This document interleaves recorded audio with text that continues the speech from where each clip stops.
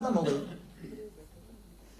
लेकिन आदिवासी दिमाग में आते ही शब्द आते ही, ये बड़े भ्रामक शब्द है, ये आदिवासी दिमाग में आते ही हमारे दिमाग में लगने लगता है कि नहीं और कुछ ऐसा होगा, कुछ नंगा पुंगा होगा, कुछ यहाँ हड्डी लटकाए होगा, कुछ गले में कुछ पहना होगा, ये दिमाग में बैठ गया है। वो कमान चला के बैठा दिया। आप बस्तर के इलाके में चले जाइए, सरगुजा के इलाके में चले जाइए, सुंदरबन के इलाके में चले जाइए, झारखंड के यहाँ बहुत काम किया गोविंद जी ने, गुमला के इलाके में चले जाइए, लोहरदगा में चले जाइए। एक आदिवासी समाज के घरों से सुंदर घर हमारे शहर के कोई भी घर नहीं है, मैं इसका दावा करता हूं। जितनी सफाई और स्वच्छता का ध्यान वो अपने घरों में सहज रखते, उसके लिए कोई प्रयास नहीं अलग से, वो सब सहज है। जिसके लिए हम 10,000 रुपए की बाई रखते हैं ना अपने घर में काम वाली, वो बहुत सहज ढंग से रोज सुबह उठ के कर लेते हैं। बहुत सुंदर अपने ही वृक्षों से, अपने ही मिट्टी से वो रंग बना,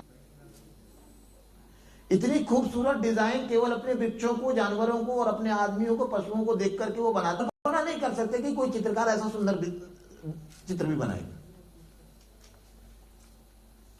लेकिन हमारे दिमाग में क्या है, आदिवासी यानी उसको कुछ नहीं आता है, वो हमारी दया का पात्र हो गया है। गांव वाला यानी गंवार, वो हमारे कृपा का पात्र हो गया है। ये भ्रामक शब्द हमारे दिमाग में है। गांधी जी 1936 में जो मैं कह रहा था, वो कह रहे हैं कि अगर हमारे गांव इससे अच्छे नहीं थे, अगर हम इसकी छानबीन करेंगे तो हम उस व्यवस्था पर दोष प्रकट कर रहे होंगे जिस व्यवस्था के कारण हम अपने भारत के गौरवशाली अतीत पर अभिमान करते।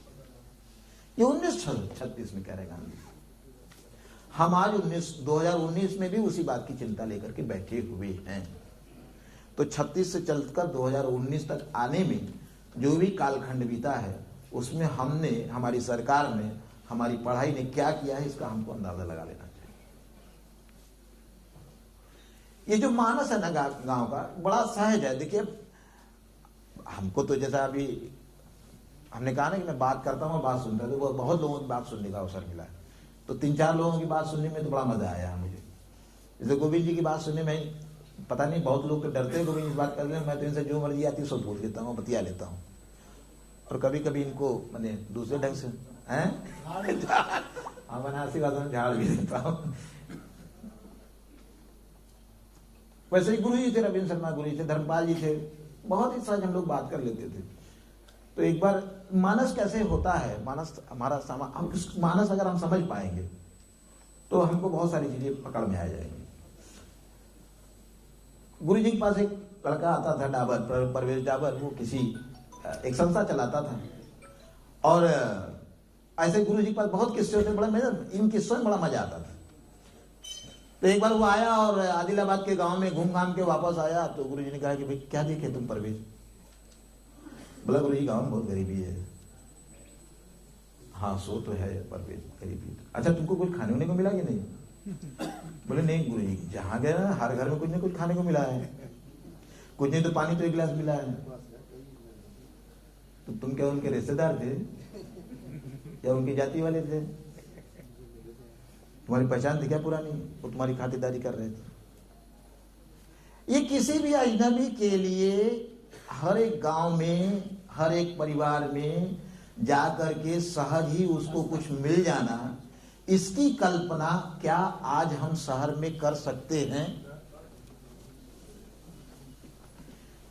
एक अजनबी अगर किसी दरवाजे पे खड़ा हो जाए तो अंदर से आवाज आती, भैया कोई है नहीं, जाओ।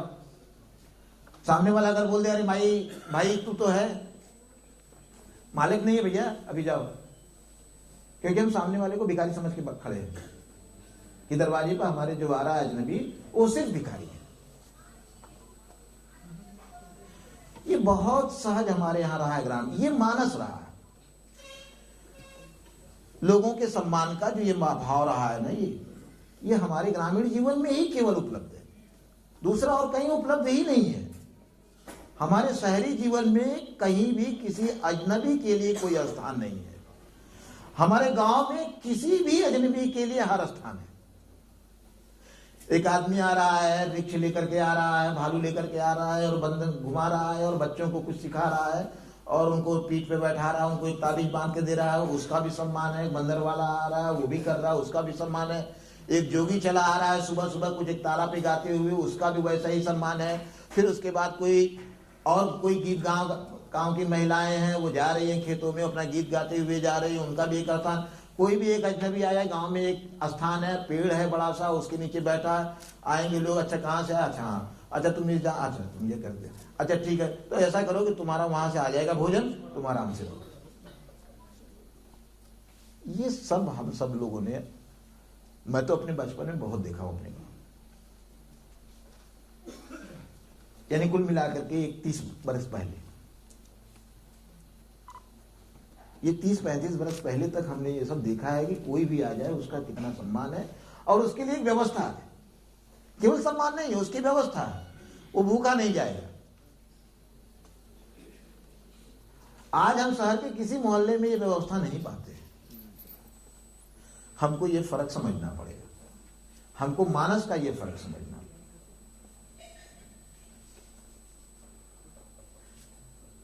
और ये जो मानस बनता है ना, ये डिजाइन से बनता है। हमारे घर की डिजाइन, हमारे स्कूलिंग की डिजाइन, हमारे उद्योगों की डिजाइन, हमारे जीवन की डिजाइन, ये सब डिजाइन से बनता है। हम लोगों ने बचपन से हमने एक उदाहरण, एक कहावत सुनी है, बड़ी मजेदार कहावत है। इस कहावत को आजकल मैं बहुत जरूर से कहता हूं। ये कहावत अगर हमको समझ में आ गई और हमने थोड़ी कोशिश कर लिया तो हम अपनेपन में जीने लगेंगे। हमारे यहाँ एक कहावत थी, घर में खाना बाहर पकाना।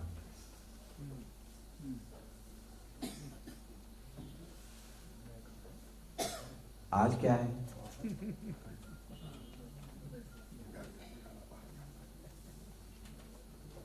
घर में पकाना नहीं है, कमरे कमरे में पकाना है। तो जो शुद्धता हमारे घर की थी वो तो बाहर चली गई और जो बाहर की गंदगी थी वो अंदर आ गई। अब हमारा स्वास्थ्य कैसे ठीक होगा ये बताइए। अब हमारा स्वास्थ्य नहीं ठीक है तो हमारी अर्थव्यवस्था कैसे ठीक होगी हमारे घर की, ये बताइए। अब इसमें क्या ठीक होने वाला है? तो हम मानेंगे कि स्वास्थ्य कब ठीक होगा? जब हमारे अस्पताल में दवाई उपलब्ध होगी, तभी तो हमारा स्वास्थ्य ठीक होगा ना। अब अस्पताल में दवाई नहीं है ठीक से तो हमारा स्वास्थ्य ठीक नहीं है। और बाहर खाना खा रहे हैं रेस्टोरेंट में बैठ करके, तो दिमाग में हमेशा बना हुआ, दिमाग में क्या है ना, देखिए हम लोग मौलिक अधिकार की बड़ी बात करते हैं, मौलिक कर्तव्य मौलिक जरूरत की बात बिल्कुल नहीं करते, क्योंकि उसमें फंस जाएगा आदमी। मौलिक तीन आदमी की, हर आदमी की 3 मौलिक जरूरत है। शुद्ध जल, शुद्ध वायु और शुद्ध अन्न। ये 3 मौलिक जरूरतें हैं हर एक इंसान की, दुनिया में कहीं भी बैठा हो। अगर ये हमारी मौलिक जरूरत नहीं होती, हमारे घर में आरओ का पंप नहीं लगा होता, हमारे घर में फिल्टर वाटर नहीं लगा होता। ये हमारे घर में आए ही इसीलिए हैं क्योंकि हर एक मनुष्य को ये तीनों चाहिए। हम एक बार बिना वस्त्र के तो रह सकते हैं, लेकिन हम बिना भोजन के नहीं रह पाएंगे। बिना भोजन के संजय भैया रह लेते हैं, कुछ और करते होंगे मैंने आहार के नाम पे, लेकिन बिना आहार के तो नहीं रह सकते। और बिना वायु के भी नहीं रह सकते हैं। वायु भी शुद्ध चाहिए, शुद्ध नहीं चाहिए होती तो ये मशीन नहीं लग रही है। लग गई है ना मशीन, दिल्ली में ऑक्सीजन वाली मशीनें लगनी शुरू हो गई हैं। और शुद्ध जल भी चाहिए। ये हमको जो शुद्धता है ये हमारे दिमाग में बनी हुई है। इसका कारण यह है कि हमने 100-200 साल पहले पूरी तरीके से इन सब चीजों को शुद्ध रूप में ही ग्रहण किया है। और ये इसलिए भी शुद्ध चाहिए क्योंकि हम जो देवता को चढ़ाते हैं वो हम शुद्ध चढ़ाते हैं, हम अशुद्ध नहीं चढ़ा पाते हैं। हमारा मन गवाही नहीं करता है कि हम अपने देवता को अशुद्ध चढ़ाएं। तो जो चीजें देवताओं को चढ़ाई जाती हैं वो शुद्ध चढ़ाई जाती है, वो शुद्ध होती है। इसलिए हमको भी वही चीज ग्राह्य है जो हमारे देवता को ग्राह्य है। हमको शुद्ध में चाहिए। और ये शुद्धता की गारंटी केवल और केवल गांव दे सकता है। और कोई गारंटी देता हो तो हमको कोई बताए। गांव के अलावा भी कोई इन चीजों की शुद्धता की गारंटी दे रहा हो तो हमको कोई बता दे। दुनिया का कोई एक शहर हमको कोई बता दे कि वहां शुद्ध जल है, शुद्ध वायु बह रही है और शुद्ध अन्न भोजन उपलब्ध है।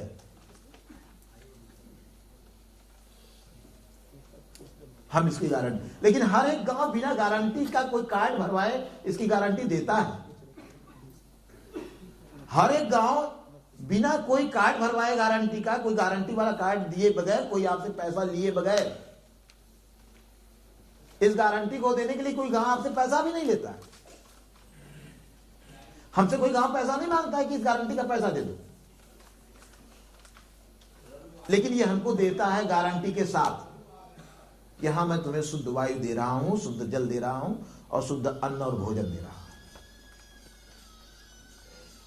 और जो गांव हमको ये शुद्ध रूप में दे रहा है उस गांव के लोगों को हम क्या कहते हैं? गंवार है। हमारा मानस गड़बड़ है कि उनका मानस गड़बड़ भी है।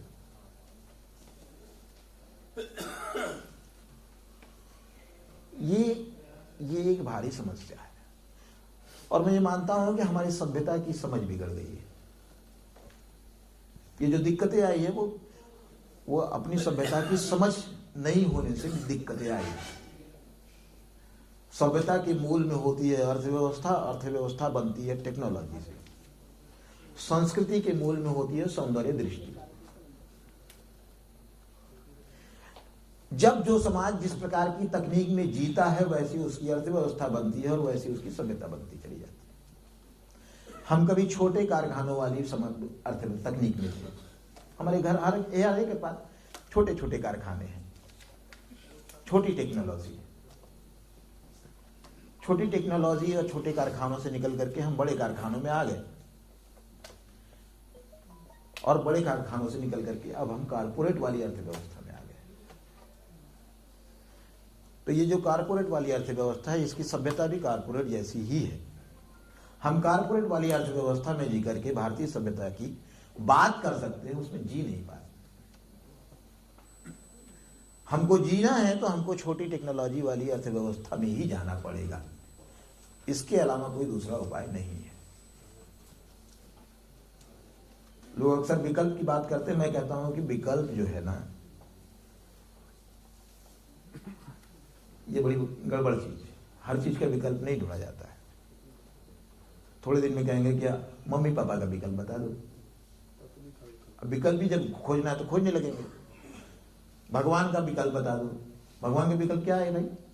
देवता का क्या विकल्प? मंदिर का विकल्प बता दो। मंदिर का विकल्प क्या है भाई? ये हर चीज का विकल्प नहीं होता है। वैसे ही सभ्यता का कोई विकल्प नहीं होता।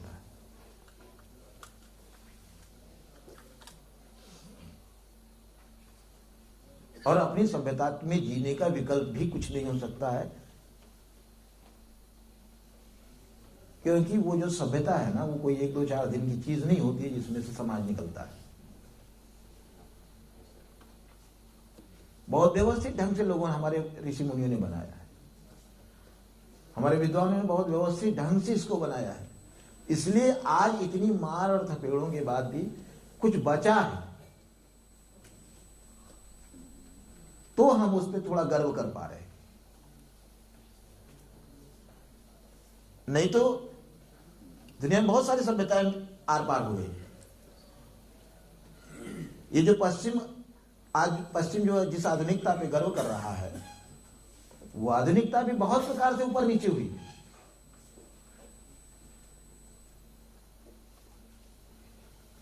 हम अभी जो बचे हुए पे अभिमान कर पा रहे हैं उसकी वजह ये है कि बहुत व्यवस्थित, इसका आधार बहुत मजबूत रहा है और वो ग्रामीण जीवन रहा है। बहुत ऐसा नहीं कि हमारे यहाँ नगर नहीं रहे, सप्तपुरियों की कल्पना तो हम करते ही ना, लेकिन वो सब बनता है एक काम के लिए बनते हैं। कोई चीजें किसी वजह से बनाई जाती है, जरूरत पूरी होने के बाद उनको खत्म भी कर दिया जाता है।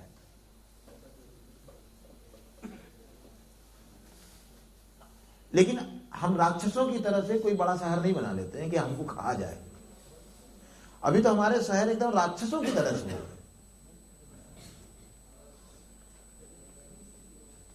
4 शहर 5 शहर 8 शहर मिलकर के पूरे हिंदुस्तान को खा जाने के लिए लालायित।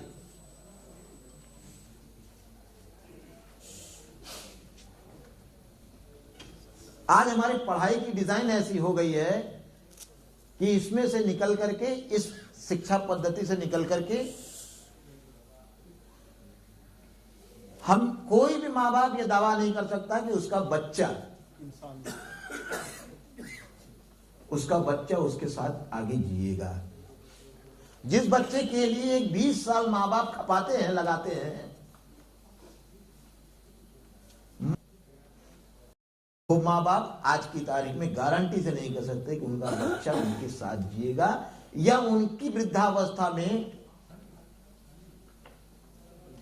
आज पूरा हिंदुस्तान, पूरा भारत केवल और केवल जीने के लिए यहां से वहां भागदौड़ कर रहा है।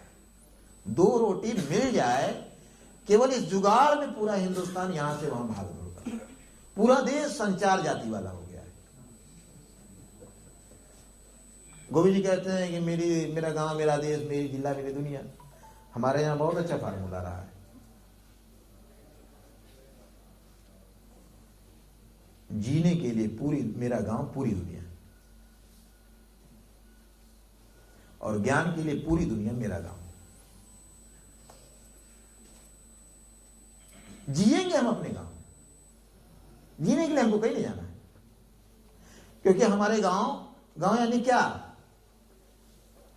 गांव का, आज गांव के माने क्या है? खेती, गंदगी, गरीबी। आज गांव का मतलब ये है, बीमारी। लेकिन गांव का क्या अर्थ है?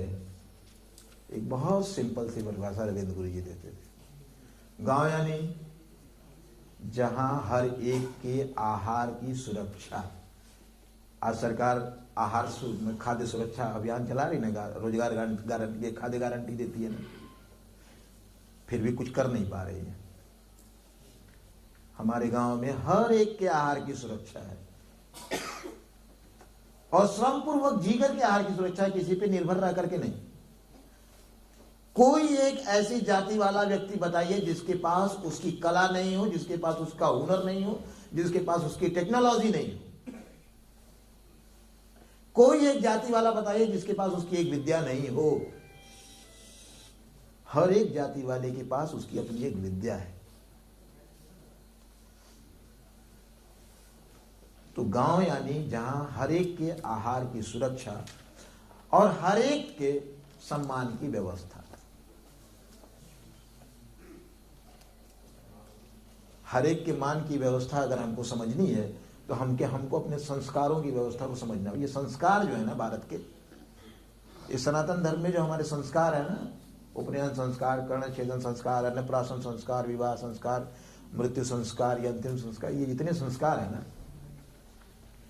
ये हमारे कारीगरों के बाजार है।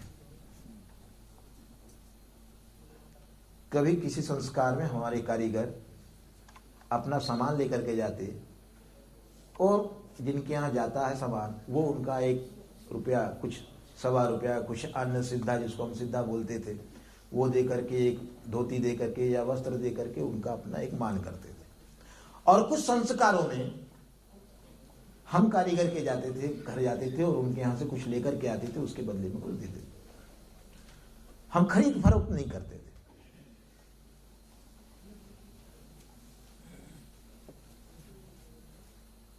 लेकिन आज गांव का यह अर्थ बदल गया है। गांव हमारी कृपा के पात्र हो गए। गांव हमारी गरीबी का इंडेक्स नापने के आधार हो गए। गांव हमारी बीमारियों के नापने के आधार हो गए।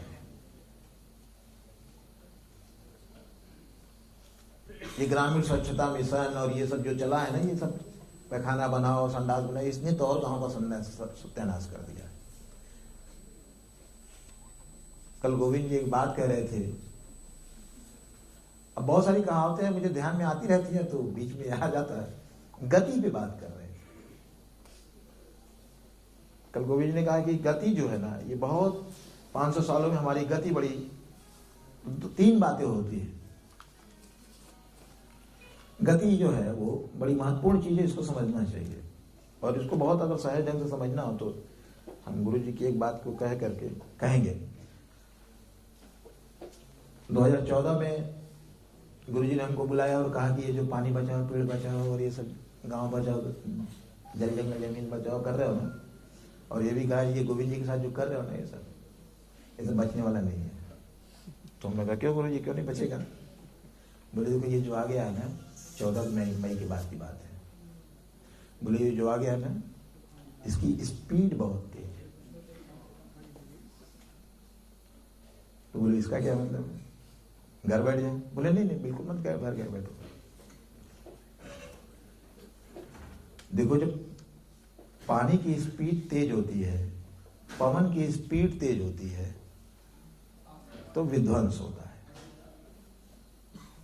बहुत तेज गति से जब हवा चलेगी और बहुत तेज जब पानी बहेगा तो विध्वंस होगा। लेकिन वही जल जब मध्यम गति से बहता है तो उसमें बहुत कुछ फलता फूलता है। वही जब पवन बहुत मध्यम गति से बहता है तो बहुत कुछ अंकुरित हो जाता है। स्पीड को हमको इस तरीके से समझना चाहिए। आधुनिकता की इस स्पीड ने हमारी पूरी सभ्यता को नष्ट कर दिया है, और 2014 के बाद उसकी नष्ट होने की प्रक्रिया लगभग 100 गुना तेज हो गई है।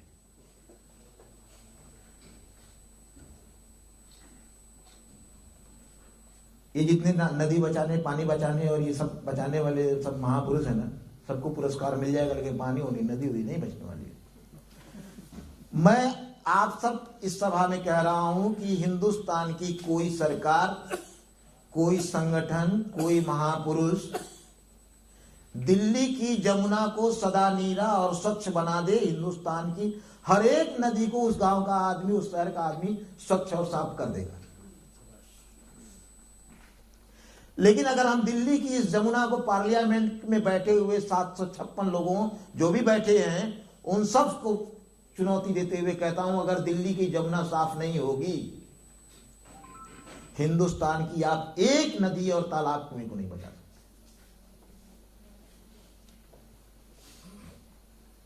केवल नीतियों की गंगा यहां से नहीं बहती, यहां से हर एक चीज की गंगा बहती है। मानस भी अब यहीं से बनाया जा रहा है। हम केवल नीतियां पार्लियामेंट में बैठ करके नहीं बनाते, उन नीतियों से जो मानस बनता है, उनसे जो चीजें निकल करके जाती हैं, वो पूरे हिंदुस्तान को प्रभावित करती हैं। एक बार अगर इस देश की कोई सरकार ताकत लगा करके जमुना को बचा ले, मैं ये दावे से कहता हूं कि हिंदुस्तान की उन सारी कंपनियों का धंधा बंद हो जाएगा जो शुद्ध जल प्रोवाइड करने के नाम पर चल रही हैं। क्योंकि गांव का हर एक इंसान उस काम में लग जाएगा कि नहीं, अगर जमुना बच सकते थे, हमारे घर की, हमारे काली भी बच जाएगी, हमारी वरुणा भी बच जाएगी, हमारी गंगा भी बच जाएगी, हमारी सोन भी बच जाएगी, हमारी केन भी बच जाएगी, बेतवा भी बचेगी, कावेरी भी बचेगी, नर्मदा भी बचेगी। लेकिन यह दम और यह दावा हिंदुस्तान की किसी सरकार में नहीं है, किसी संस्था में नहीं है, न किसी संगठन में है, न किसी महापुरुष में। और वो इसलिए नहीं है क्योंकि ये डिजाइन की समस्या है।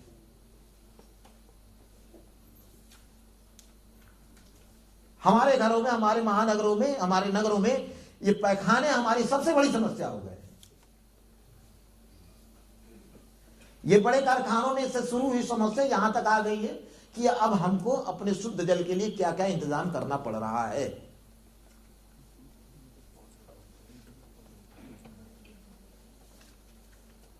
और ये सब तब बचता है जब हम इनके साथ तारतम्य में जी रहे होते हैं। हमारे ग्रामीण जीवन में इन सब चीजों के साथ, हवा के साथ, पानी के साथ, जीव के साथ, जंगल के साथ, जंतु के साथ जीने की एक व्यवस्था है। हम उनके साथ संपर्क में रह करके जीते हैं, हम उनके साथ एक समन्वय में रह करके जीते हैं। तब ये बचता है। हम किसी चीज के साथ जी नहीं रहे हैं, हम कुएं का उपयोग नहीं कर रहे हैं, तो बचेंगे कहां से कुएं?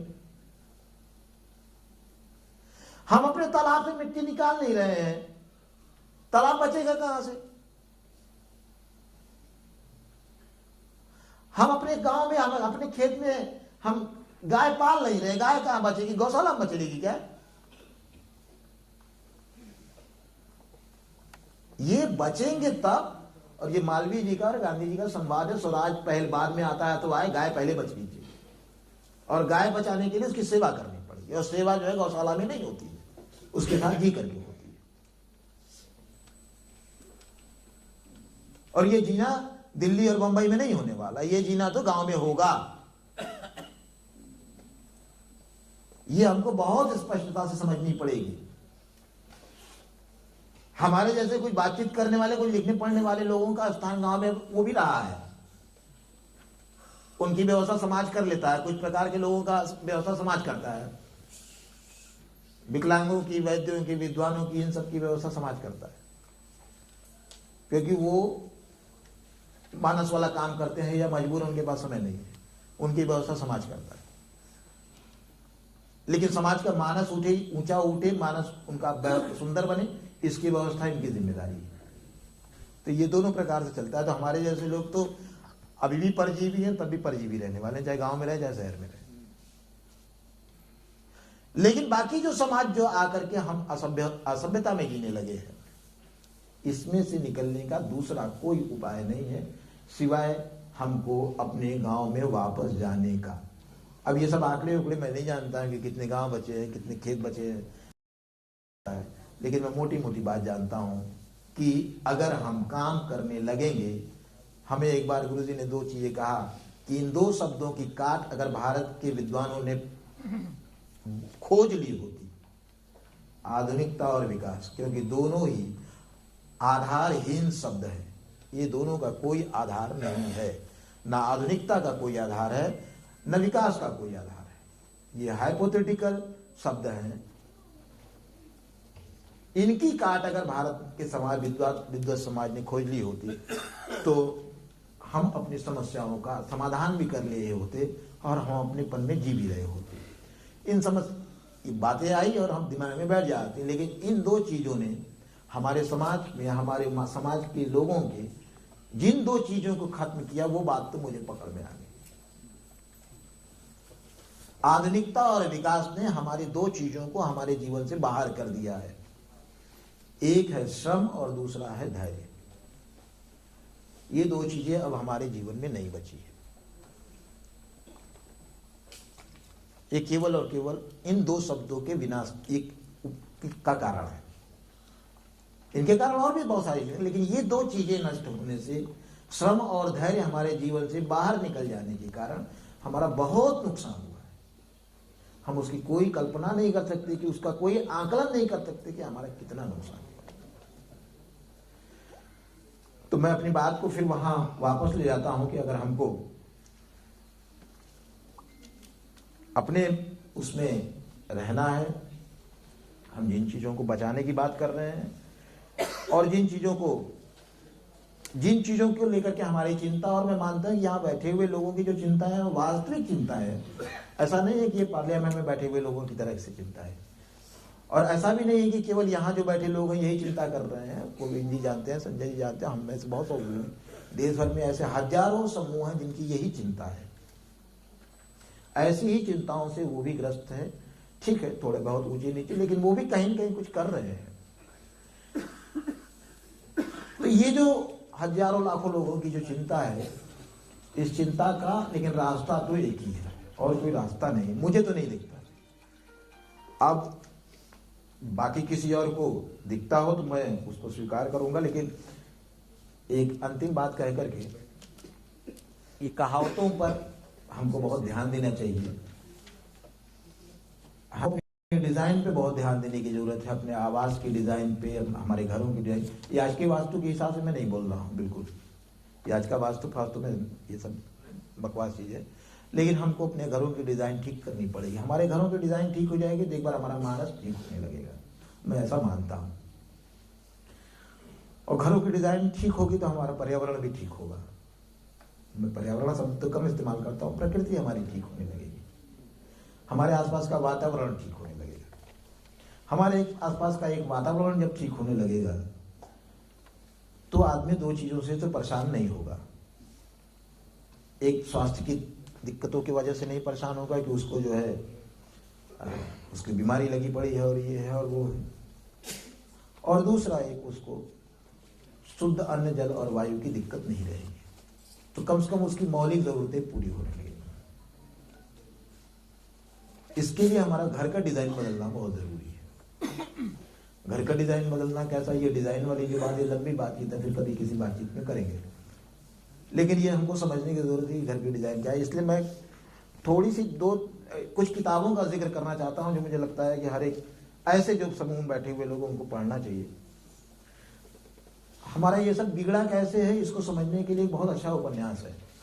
विध्वंस का कैसे होता है सभ्यता का, उसको पढ़ना और समझना हो तो एक बहुत सुंदर उपन्यास है सहस्त्रफाम का, तेलुगु का लिखा हुआ है और उसका हिंदी अनुवाद नरसिंह राव जी ने किया है। बहुत सुंदर उपन्यास है, उसमें तीन चार कहानियां चलती है पैरेलल। उसमें वो बताता है कि वो उसको पढ़ने के बाद समझ में आता है कि सभ्यता का विध्वंस कैसे होता है और सभ्यता सृजन कैसे होती है। अगर इसको हमको समझना है तो कोणार्क सूर्य मंदिर की कहानी हमको जरूर पढ़नी। कोणार्क के नाम से सभ्यता का मतलब विध्वंस और निर्माण की दो कहानियों को, जीवन को समझने के लिए इससे बेहतर दो कहानियां हमको मिल ही नहीं सकती। बाकी पॉलिटिकली जिनको चीजों को समझना हो सभ्यता वगैरह हो तो हिंदू स्वराज पढ़ सकते हैं, पढ़ना चाहिए। भारत में जो लूट हुई है भारत की, जो और भारत में जो कुछ मौजूद रहा उसका थोड़ा बहुत जो जिक्र है वो दो किताबों में मिलता है। एक तो अंग्रेजों से पहले का भारत में अंग्रेजी राज्य पंडित सुंदरलाल की दो किताबें हैं, और दूसरा एक बांग्ला में लिखी किताब जिसको बाद में अंग्रेजी और हिंदी में किया, शखाराम गणेश देवस्कर की किताब देशेर को था, वो हिंदी में देश की बात के नाम से मौजूद है, पढ़ना चाहिए। अभी रीप्रिंट हुई है, बहुत ही सुंदर किताब, अद्भुत किताब है, हर एक इंसान को पढ़ना चाहिए। देश की बात मौजूद है, नेशनल बुक ट्रस्ट ने छापी है संभवतः 2015-16 में। भारत में हम जो कहते हैं ना मेरे गांव, तो गांव में चार चीजें होना चाहिए। अगर चार चीजें नहीं तो गांव नहीं है, ये भी ध्यान रखिए। कला, आध्यात्म, विज्ञान और सामाजिक अर्थशास्त्र, हर एक गांव इन चार पायों पर टिका है। कला, आध्यात्म, विज्ञान और सामाजिक अर्थशास्त्र। अब ये भूल जाइए कि हमको पढ़ाया गया है कि हमारा भारत देश जो है अवैज्ञानिक रहा है। ये विज्ञान के नाम पे हमने बहुत कुछ झेला है। पूरा भारत का हर एक नागरिक, भारत का हर एक समाज, हर एक जाति पूरी तरीके से वैज्ञानिक जीवन जीने वाला समाज रहा है, जिसको पूरी तरीके से इस आधुनिकता के ढोंग में हमने अवैज्ञानिक करा है।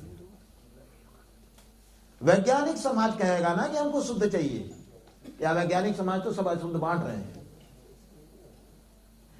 आज हम जिस विज्ञान की बात कर रहे हैं उसमें तो सब हमको अशुद्ध मिल रहा है, सब हमारा नष्ट हो रहा है, उससे बचने के हम उपाय ढूंढ रहे हैं। हमारा जो समाज रहा है वो वैज्ञानिक रहा जिसमें सब कुछ शुद्ध रहा है, बेहतर रहा है। तो ये जो हमको समझाया गया कि हमारे पास विज्ञान नहीं रहा, टेक्नोलॉजी तो ऐसी रही है कि जिसकी हम कल्पना ही नहीं कर सकते, पूरी दुनिया कल्पना नहीं कर सकती। 18वीं शताब्दी तक हमारे देश में जो स्टील बनता था वो दुनिया का सर्वोत्तम क्वालिटी का स्टील होता था। बनाता कौन था? कारीगर। किसी टाटा की फैक्ट्री में नहीं बनाता था, अपने घर के पिछवाड़े में भट्टी लगा करके बनाता था। सरगुजा से लेकर के और बस्तर और गुमला झारखंड तक घूम आइए, 18वीं शताब्दी में अंग्रेज अधिकारी लिखता है कि 10,000 से ज्यादा भट्टियां लोहा बनाने की मौजूद है। हमको वो समझना पड़ेगा, और ये सब समझने के लिए हमको धर्मपाल जी का साहित्य पढ़ना पड़ेगा। और गुरुजी का कोई साहित्य नहीं, रविंद्र शर्मा गुरुजी का, उनकी कुछ ऑडियो टॉक्स हैं, वीडियो टॉक्स हैं, वो यूट्यूब वगैरह पर उपलब्ध है, वो सब पढ़ना सुन सकते हैं। तो इसमें से हमको फिर समझ में हमारे करने लायक क्या है, हमारे क्या है, और हमारा ग्रामीण जीवन कैसा रहा है और कैसे हम जी सकते हो उसमें बेहतर ढंग से। क्योंकि मैं अब अपनी एक पीड़ा बता करके अपनी बात खत्म कर रहा हूँ, क्योंकि मुझे लगता है कि आज जो लोग गांव में जाकर के, इस शहर के पढ़े लिखे हमारे जैसे नौजवान गांव में जाकर के काम करने की बात करते हैं, तो कहीं न कहीं ये भाव रहता है कि हम कुछ उपकार कर रहे हैं, हम कुछ वो कर रहे हैं, और मैं इसको तो बहुत अच्छा नहीं मानता हूँ। चाहे वो शिक्षा के क्षेत्र में काम करना, चाहे स्वास्थ्य के क्षेत्र में काम करें, हमारे अंदर एक दया भाव है, हमारे अंदर एक उपकार का भाव है। इससे तो बात नहीं बनती, क्योंकि इससे वो आपको अपना मानता नहीं है, वो भी सरकारी अधिकारियों जैसा मानता है। जैसे सरकारी अधिकारी या कोई विभाग वाला आता है तो उसको लगता है कि अच्छा हो सकता है आज कुछ मिलेगा, कोई योजना आ गई होगी, कुछ मिलेगा। तो वैसे ही हम भी जाते हैं तो हमसे वो अपेक्षा रखता है, और जैसे हमारी वो अपेक्षाएं खत्म होती है या हमारा उसका तो रिलेशन वो खत्म हो जाता है, क्योंकि हमारा वहाँ कोई संबंध नहीं है, रिलेशनशिप नहीं है। 2017 में मेरे मन में आया कि मैं जो गांव पे बात करता हूँ या गांव के बारे में मेरी समझ है, मुझे गांव में रहना चाहिए, क्योंकि जीना तो वहीं पड़ेगा। तो हमने अपने घर से 100 किलोमीटर दूर ग्रामीण जीवन, या उसको वनवासी जीवन भी कह सकते हैं, एकदम जंगल का एरिया, वहाँ गांव जमीन देखी। एक बार गया, फिर दूसरी बार गया, फिर तीसरी बार गया देखने के लिए, उसको समझने के लिए कैसे रहा। मैं जब तीसरी बार जा गया तो मैं तो अपनी गाड़ी, सब 100 किलोमीटर जाना है तो अपनी गाड़ी से गया। तो जो जमीन थी उससे कोई 1.5 किलोमीटर पहले एक औरत जो है वो जा रही है, तो मेरा ध्यान नहीं गया, जा रही है, बहुत लोग आते जाते हैं, थोड़ा जंगल का रास्ता है तो कम लोग आते जाते हैं, इक्का दुक्का, एक आध घंटे में कोई 1-2 लोग निकलते हैं, 2-4 लोग निकलते हैं। फिर मैं अपनी जमीन पे चला गया, तो थोड़ी देर बाद वो औरत फिर उसी रास्ते से जा रही थी। वो गर्भवती स्त्री थी और उसके हाथ में भी एक बच्चा था।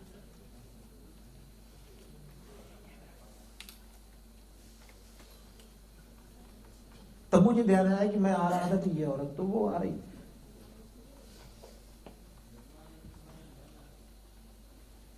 अब मैं उसकी तकलीफ और उसके मानस दोनों का आकलन कर रहा था अपनी समझदारी से, जितनी समझ थी।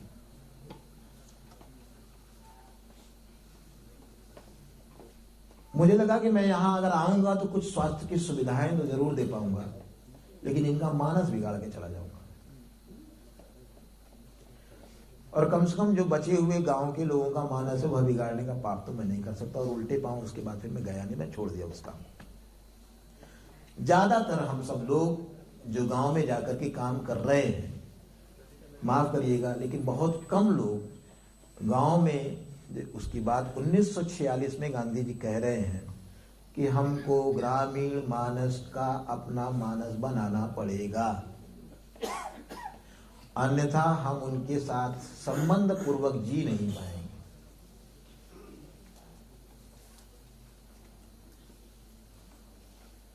हमको उनके साथ संबंध पूर्वक जीना है तो अपना मानस ठीक करना पड़ेगा। वह ग्रामीण जीवन वाला, वो ग्रामीण समाज का मानस हमको अपने अंदर लाना पड़ेगा। उसकी एक अलग सीख है, उसकी एक अलग समझ है, वो हम कर पाए तो हमारा जीना और हमारा करना दोनों सार्थक हो पाएगा। मैं अपनी इसी बात के साथ अपनी बात को विराम दे रहा हूँ।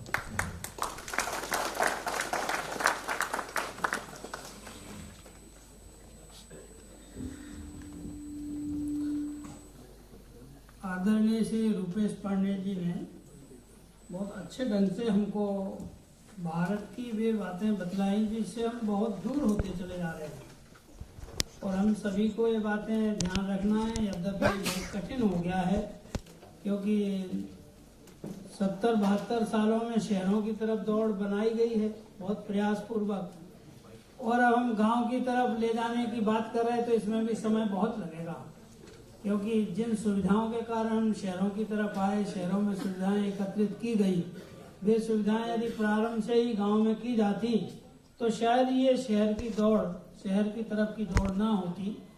तो ऐसा बहुत सुंदर अच्छा विवेचन किया जो हम सब लोगों ने ध्यान से सुना है। अब इसके बाद कृषि के विशेषज्ञ माननीय SK पाटिल साहब जो बात हमारे सामने रखने वाले हैं, उसके बारे में सोचता हूँ कि हम गाले जो गांव के प्रति बातें कही उतनी तो नहीं है, पर उसमें कुछ बातें हैं तो एक गीत हो जाएगा सामूहिक, आप भी गा लेंगे, तो एक 2 घंटे भर के बौद्धिक के बीच में शायद हम लोगों की सुनने की फिर से तैयारी हो जाएगी। मैं बोलूंगा और आप दोहराएंगे। स्वाभिमानी स्वावलंबी